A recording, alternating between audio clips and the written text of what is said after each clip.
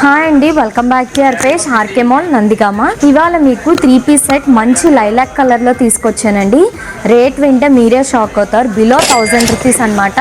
Grandeur 3 piece set అనేది చూసేద్దాం ఇప్పుడు.